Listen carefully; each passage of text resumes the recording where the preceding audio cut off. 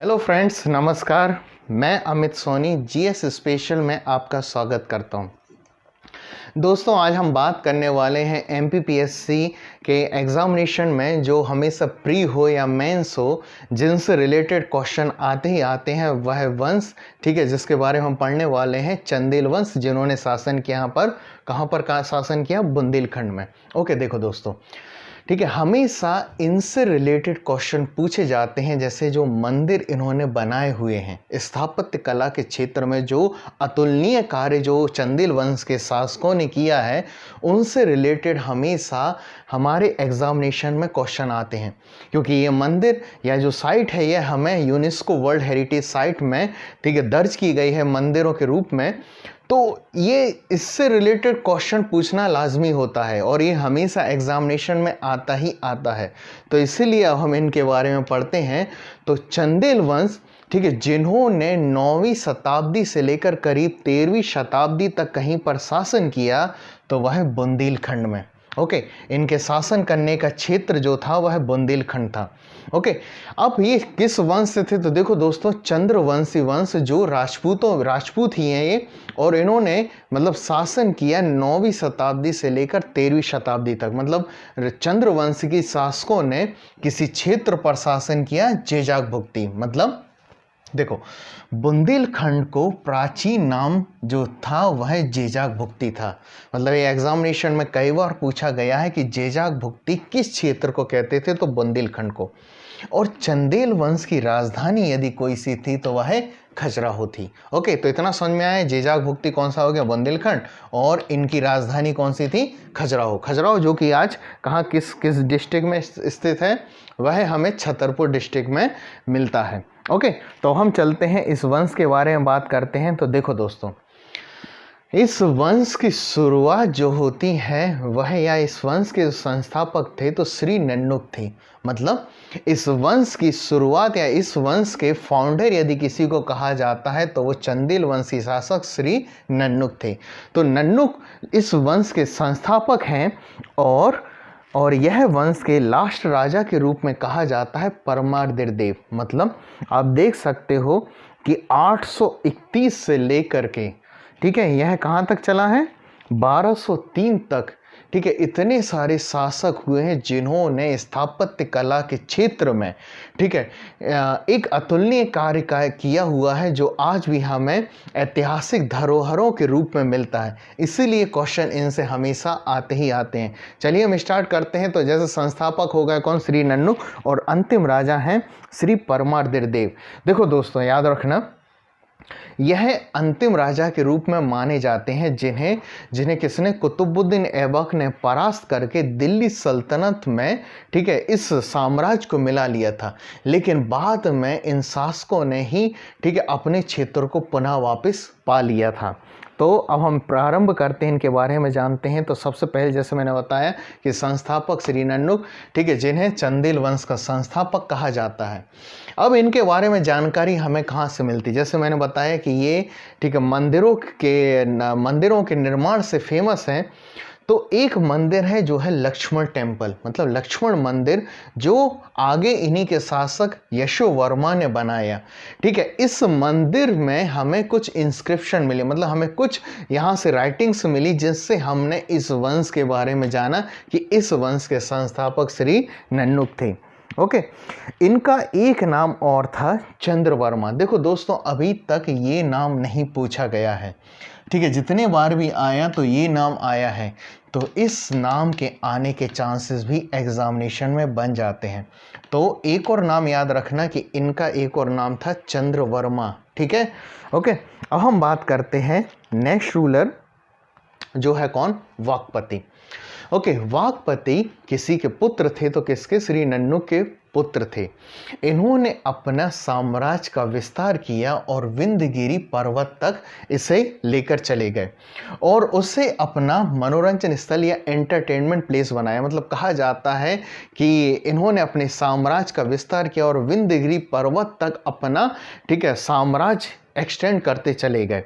अब इन्हीं के दो पुत्र थे, जय शक्ति और विजय शक्ति। ओके, देखो दोस्तों, जैसे मैंने आपको बताया कि बुंदेलखंड का प्राचीन नाम कौन सा था? जेजाग भुक्ती। ओके, अब जेजाक भुक्ति कहने के कारण क्या है, अब हम वो जानते हैं। देखिए, ठीक है, जैसे मैंने आपको बताया कि वाकपति के 2 पुत्र थे, है ना, कौन कौन से, जय शक्ति और श्री विजय शक्ति।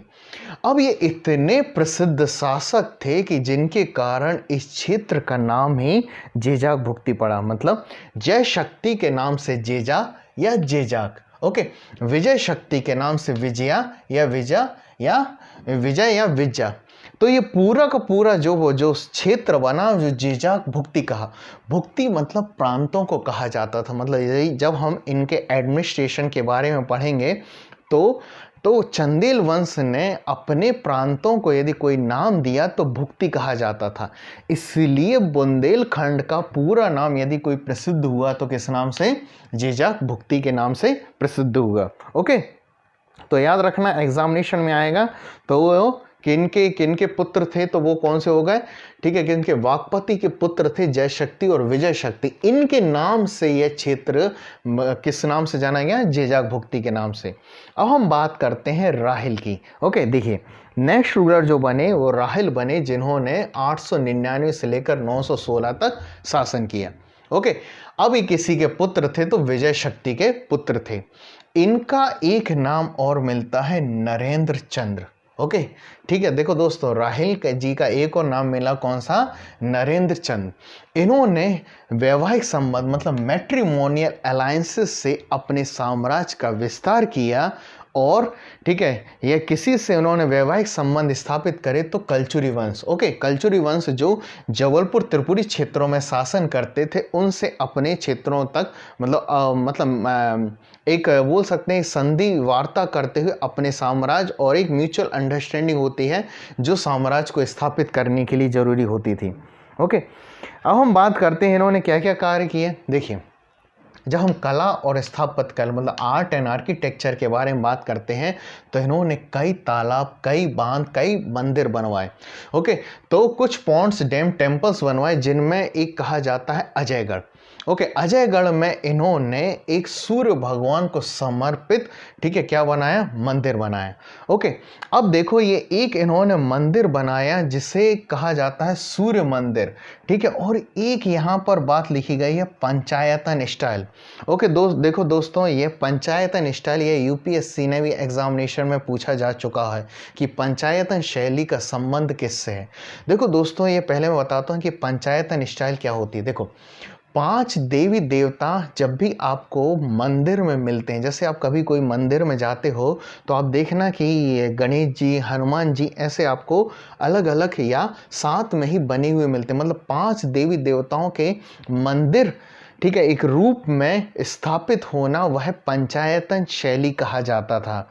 ओके, तो पंचायतन शैली के मंदिर, ठीक है, जो पहला, यदि हम एक पहले के रूप में नहीं बोल सकते, ये सूर्य मंदिर बनाया किसने, राहिल ने। एक और चीज़, एक क्वेश्चन दोस्तों मेरे को बताना, ठीक है, कि पंचायतन शैली की शुरुआत किसने करी, ठीक है, ये आप सोच कर बताना। मैं आपको बताता हूँ कि ये इस पंचायतन शैली की शुरुआत से हमारे श्री शंकराचार्य जी के द्वारा की गई थी।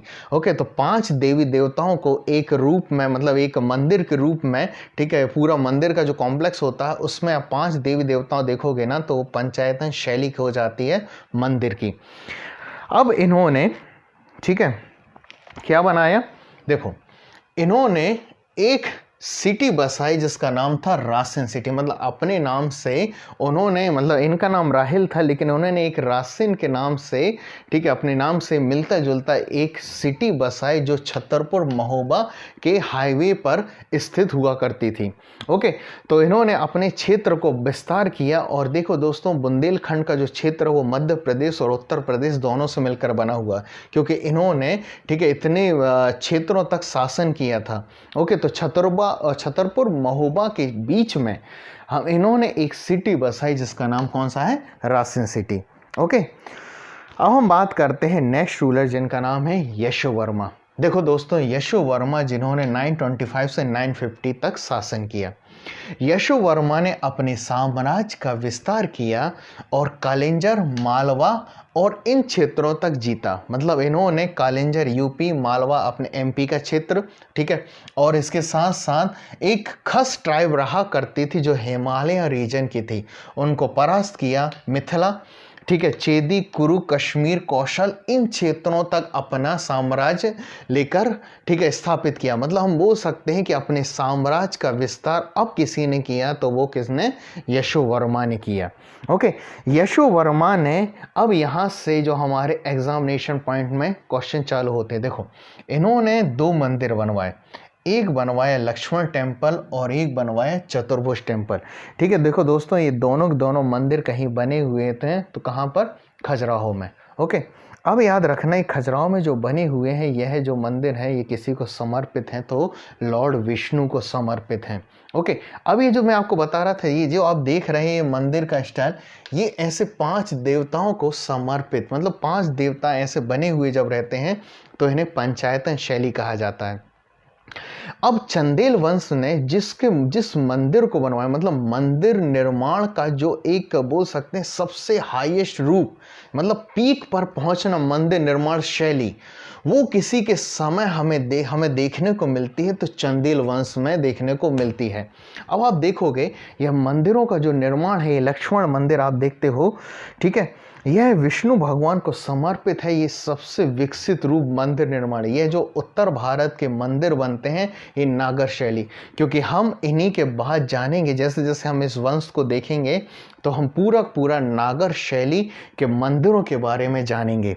ओके, उत्तर भारत के जो मंदिर होते हैं उन्हें नागर शैली के मंदिर कहते हैं। यह सब आगे के वीडियोस में आपको देखने को मिलेगा। ओके, अब देखो, ये जो भगवान विष्णु की मूर्ति है ये हमें देखने को मिलती है कहाँ पर? कौन सा मंदिर हो गया? लक्ष्मण मंदिर। ओके, अब देखो, आप देखोगे कि भगवान के साथ साथ कई देवी देवताओं और देखने को मिलते हैं। यह सब हमें कहीं पर देखने को मिलता है तो खजुराहो में देखने को मिलता है। ओके, चलिए हम एक और देखते हैं। ये लक्ष्मण मंदिर का एक और रूप है। ठीक है, यह सब मंदिर निर्माण का सबसे, ठीक है, विकसित रूप कहा जाता है। ठीक है, ये सब हमें देखने को मिलेगा जब हम मंदिर निर्माण का डिस्कस करेंगे। ठीक है, तो ये सब अर्ध गर्भगृह होता है और ये शिखर बनी होती, अम्लक, कलश वगैरह, यह सब हम आगे के वीडियोस में, क्योंकि इनसे एग्जामिनेशन में क्वेश्चन आता ही आता है। अब ये हो गया कौन सा? चतुर्भुज मंदिर। ओके, देखो दोस्तों, ये चतुर्भुज मंदिर भी यदि किसी ने बनवाया तो किसने बनवाया? यशो वर्मा ने। ओके, यह भी मंदिर भी किसी को समर्पित किया गया है, तो किसको? भगवान विष्णु को। अब इन्होंने एक तालाब बनवाया जिसे बेला ताल कहा जाता है। ओके, एग्जैक्टली जगह नहीं पता है, बस ये कहा जाता है कि इन्होंने एक तालाब बनवाया, वो कौन सा हो गया? बेला ताल। अब हम आगे बात करते हैं एक और महान शासक श्रीधंग की। देखो दोस्तों, खजुराहो में जितने बड़े बड़े मंदिर के बारे में यदि आप सुनते हो, उनमें यदि किसी का नाम आता है तो वो राजा धंग का। मतलब राजा धंग ने सबसे ज़्यादा मंदिरों का निर्माण किया है। कहाँ पर? खजुराहो में। ओके, अब यह एक ऐसे महान शासक थे जिन्होंने चंदेल वंश की ग्लोरी को बढ़ाया, मतलब चंदेल वंश को प्रख्यात किया। तो वो कोई शासक थे तो वो राजा धंग थे। इसी टाइम पर ग्वालियर में एक डायनेस्टी हुआ करती थी, कच्छपघात वंश। ग्वालियर में कच्छपघात वंश को उन्होंने परास्त किया और अपने क्षेत्रों को आगे तक बढ़ाया। ठीक है, ऐसा तक इनके बारे में कहा जाता है कि एक ऐसे रूलर थे, ठीक है, जो एक सेक्युलर रूलर जिनको हम बोलते हैं, मतलब धर्मनिरपेक्ष शासक थे। ठीक है, जो हिंदू और जैन धर्म दोनों को मानते थे। ठीक है, यह सब हमें जानकारी मिलती है एक ननौरा एडिक्ट से, मतलब ननौरा यूपी में है। ठीक है, जिससे हमें यह पता चला इनके गुड गवर्नेंस के बारे में, मतलब इनके प्रशासन से संबंधित जानकारी हमें मिली कि राजा धंग एक महान शासक थे, जो एक धर्मनिरपेक्ष शासक थे, सेक्युलर रूलर थे, जिन्होंने अपने साम्राज्य का विस्तार किया। विस्तार करने के साथ साथ प्रशासन के रूप में भी ये जाने गए। अब हम बात करते हैं आज के कला और स्थापत्य कला की। तो देखो दोस्तों, इन्होंने लक्ष्मण टेम्पल को कंप्लीट करवाया, मतलब यशो वर्मा ने प्रारंभ तो करवाया था, लेकिन पूर्ण रूप से यदि किसी के समय कंप्लीट हुआ तो किसके समय? राजा धंग के समय। अब इन्होंने एक मंदिर बनवाया जिसका नाम है विश्वनाथ मंदिर। ओके, नाम से समझ में आ रहा है कि हमारे कौन से भगवान, किनको, शिव को। ये मंदिर, इन्हीं को हम क्या करेंगे, आर्किटेक्चर में, स्थापत्य कला के रूप में हम इसे समझेंगे और जानेंगे, क्योंकि ये नागर शैली का एक सबसे बड़ा एग्जाम्पल है जो हमें देखने को मिलता है। ओके, तो ये मंदिर विश्वनाथ मंदिर है, ठीक है, जो भगवान किनको समर्पित है, शिव को समर्पित है। ठीक है, ये बनाया है, कहाँ पर बना हुआ, खजुराहो में। किसी ने बनवाया, यदि एग्जामिनेशन में आएगा विश्वनाथ मंदिर किसी ने बनवाया, तो किसने बनवाया, किसने, राजा धंग ने। अब इन्होंने एक और मंदिर बनवाया जिनका नाम था जिननाथ टेम्पल या पार्श्वनाथ मंदिर। ओके, देखो दोस्तों, जैसे आपने सुना, आपने जाना कि धर्मनिरपेक्ष शासक थे, हिंदू और जैन दोनों धर्म को मानते थे, तो इसलिए इन्होंने, ठीक है, जो जैन धर्म के जो 23वें तीर्थंकर थे, 23वें तीर्थंकर पार्श्वनाथ को समर्पित करते हुए इन्होंने एक मंदिर बनवाया। ओके, ये जो मंदिर आप देखते हो यह पंचरथ स्टाइल में बना हुआ है। ओके, देखो दोस्तों, ध्यान से समझना ये पंचरथ क्या होता है। ओके, देखो, पंचरथ, ये जो मंदिर है ये भगवान पार्श्वनाथ का मंदिर है। एक पर्वत को काट करके मंदिर बनाना, मतलब आप देखोगे कि ये, आप जो जैसे ध्यान से देखना, ये एक चट्टान को काट करके मंदिर बना हुआ है। जब ये इस टाइप से मंदिर बनाते हैं तो इसे कहा जाता है कौन सा, पंचरथ स्टाइल, मतलब एक रथ के रूप में हमें देखने को मिलता है।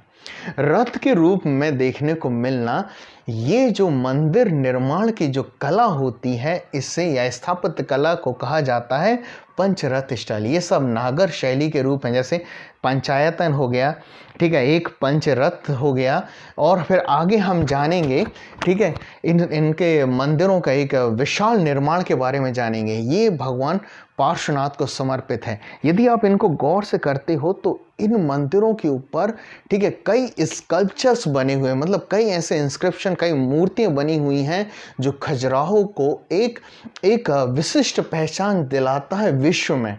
मतलब कई टूरिस्ट यही देखने के लिए आते हैं, ये मंदिरों के निर्माण के बारे में जानना चाहते हैं। ये सब एक प्रख्यात रूप यदि किसी ने दिया तो वो हमारे चंदेल वंश के शासकों ने, ठीक है, एक ऐतिहासिक धरोहर के रूप में हमें, ठीक है, दिया हुआ है। ये भगवान पार्श्वनाथ की हमें मूर्ति देखने को मिलती है। यदि आप जाओगे इस मंदिर में तो ये हमें मूर्ति देखने को मिलेगी। अब आप गौर से देखिएगा कि ये मंदिर में, ठीक है, हमें भगवान पार्श्वनाथ के साथ कई देवी देवता और देखने को मिलते हैं। ठीक है, तो ये जो रूप है, मतलब देवी देवता और भी देखने को मिलते हैं, यह सब हमें देखने को मिलता है कहाँ पर, खजुराहो में। ओके, अब एक और चीज़ हम बात करते हैं, यह सब किसी के टाइम पर हुआ, मतलब राजा धंग ने ये मंदिर बनवाए थे। अब राजा धंग का ही एक मंत्री था कोक्कल। उस कोक्कल ने एक मंदिर और बनवाया, वैद्यनाथ मंदिर, कहाँ पर, खजुराहो में। ओके, तो याद रखना, वैद्यनाथ मंदिर का भी संबंध यदि किसी से है तो किससे है, ठीक है, किससे, राजा धंग से। अब कहा जाता है कि राजा धंग ने मोक्ष प्राप्ति हेतु प्रयाग में, ठीक है, संगम में गंगा यमुना के संगम में जाकर के अपने आप को समर्पित किया और, ठीक है, मोक्ष की प्राप्ति की। ओके, दोस्तों, यहाँ तक समझ में आया आपको। अब हम एक शासक के और बारे में जानते हैं, वो हो गए कौन, राजा गंड। राजा गंड जिन्होंने 1002 से लेकर 1003 तक शासन किया। इनके बारे में हमें ज़्यादा जानकारी नहीं मिली। यह राजा धंग के पुत्र थे, लेकिन इन्होंने आर्किटेक्चर के क्षेत्र में एक काम जरूर किया है। वो काम ये है कि इन्होंने एक मंदिर बनवाया खजुराहो में, जो कि कौन सा है, चित्रगुप्त मंदिर। ओके, देखो दोस्तों, ध्यान से देखिए, ये मंदिर भी आप देखोगे तो ये जो कई मूर्तियां बनी हुई हैं, ये स्ट्रक्चर आप देख रहे हो, यह सब हमें, ठीक है, खजुराहो में देखने को मिलता है। ओके, यह चित्रगुप्त मंदिर किसी को समर्पित किया गया है, तो भगवान सूर्य को समर्पित किया गया है। ओके, देखो दोस्तों, अब कल के वीडियो में अब हम आगे के बारे में जानेंगे, मतलब आप बने रहिएगा, क्योंकि ये बहुत इम्पोर्टेंट पोर्शन है। और यदि आपको मेरा वीडियो पसंद आया हो तो आप प्लीज़ इसे लाइक, शेयर, सब्सक्राइब करें। ठीक है, यह आपके लिए बहुत ज़्यादा मदद